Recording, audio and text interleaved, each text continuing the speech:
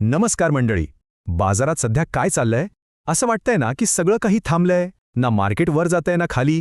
मग ही एखाद्या मोठ्या मूव्हमेंट आधीची शांतता आहे का? चला तर आजच्या या विशेष भागात आपण निफ्टीच्या याच पॉज मागचं नेमकं कारण शोधून काढूया. तर मग खरा प्रश्न हा आहे की मार्केट जरी शांत असलं तरी चार्ट्स आपल्याला काही संकेत देत आहेत का? चला आपण हेच संकेत डिकोड करूया आणि उत्तर शोधायचा प्रयत्न करूया. तर मार्केट जेव्हा असं एका रेंजमध्ये अडकतं तेव्हा त्याला टेक्निकल भाषेत कन्सॉलिडेशन असं म्हणतात. आणि ही एक अगदी नॉर्मल गोष्ट आहे. म्हणजे कसं, एका मोठ्या रॅलीनंतर मार्केट थोडं थांबतं, एक श्वास घेतं आणि पुढच्या दिशेने जाण्याची तयारी करतं. आणि याच कन्सॉलिडेशनचं एक महत्त्वाचं चिन्ह आपल्याला सध्या निफ्टीच्या चार्टवर दिसतंय. त्याला म्हणतात इनसाइड बार. आता हा इनसाइड बार म्हणजे काय?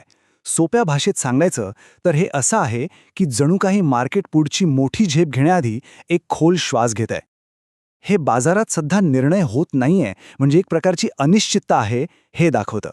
ठीक आहे, थिअरी बरीच झाली. आता आपण थेट निफ्टी 50च्या चार्टवर जाऊया आणि बघूया की तिथे नेमकं काय चित्र दिसतंय. हा बघा, हा आहे निफ्टी 50चा डेली चार्ट. आणि इथे अगदी स्पष्ट दिसतंय की इंडेक्स दोन महत्त्वाच्या लेव्हल्सच्या मध्ये अक्षरशः अडकून पडलाय. चला तर मग या दोन लेव्हल्स कोणत्या आहेत ते आपण सविस्तरपणे पाहूया. तर खालच्या बाजूला जी लेव्हल आहे ती म्हणजे 25,200.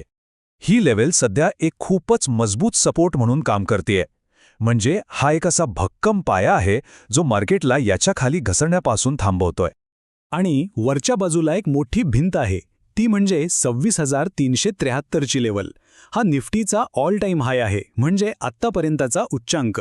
मार्केटमध्ये जर पुन्हा तेजी यायची असेल तर ही भिंत ओलांडणं अत्यंत गरजेचं आहे. आणि यात एक इंटरेस्टिंग गोष्ट आहे. निफ्टी फक्त या सपोर्ट आणि रेझिस्टन्समध्ये अडकलेला नाहीये, तर तो 50 डे आणि 100 डे मूव्हिंग ॲव्हरेजेसच्या मध्ये सुद्धा सँडविच झालाय. म्हणजे विचार करा, वरून आणि खालून या ॲव्हरेजेसचा दबाव आहे, ज्यामुळे इंडेक्सची हालचाल आणखीनच मर्यादित झाली आहे.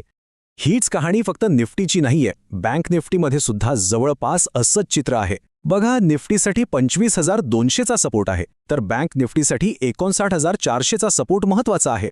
आणि वर जायचं असेल तर निफ्टीला 26,373 पार करावं लागेल आणि बँक निफ्टीला 62,000चा आकडा पार करावा लागेल. दोन्ही इंडेक्स एकाच स्थितीत आहेत.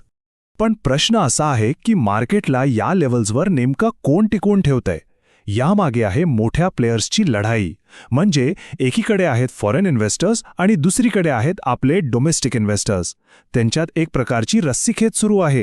हे आकडे बघितले की चित्र अजून स्पष्ट होईल. फॉरेन इन्स्टिट्यूशनल इन्व्हेस्टर्स म्हणजे FIIs आणि डोमेस्टिक इन्स्टिट्यूशनल इन्व्हेस्टर्स म्हणजे DIIs दोघंही खरेदी करताना दिसतात. पण खरी ताकद दाखवलीये DIIsनी. त्यांनी तब्बल 276 कोटी रुपयांची खरेदी केलीये. आणि याच जोरदार खरेदीमुळे मार्केट 25,200च्या सपोर्ट लेव्हलवर टिकून आहे. बरं, पूर्ण मार्केट जरी एका रेंजमध्ये अडकलेलं असलं तरी याचा अर्थ असा नाही की सगळीकडे शांतता आहे. काही सेक्टर्स आहेत जे या परिस्थितीतही चमकत आहेत. चला बघूया ही ताकद नेमकी कुठे दिसतीये. रिपोर्ट्स काय सांगतात ते पाहूया. जवळपास सर्वच महत्त्वाचे सेक्टर्स नकारात्मक आहेत, म्हणजे त्यात घसरण होते.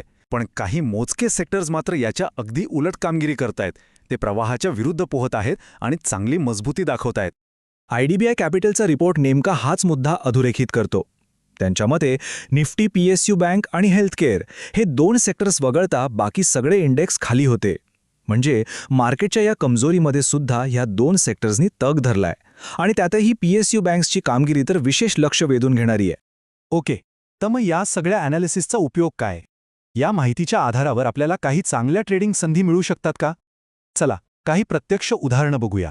एक चांगला प्लॅन बनवून तो फॉलो केला तर काय होऊ शकतं याचं एक उत्तम उदाहरण म्हणजे एक केस स्टडी पाहूया. हे बघा, APL अपोलोचं उदाहरण. इथे 1800 ते 1870च्या रेंजमध्ये खरेदीचा कॉल होता आणि झालंही तसंच. स्टॉकने 2,000 रुपयांचं पहिलं टार्गेट अचूक गाठलं. यात सरळ सरळ जवळपास 9% नफा झाला.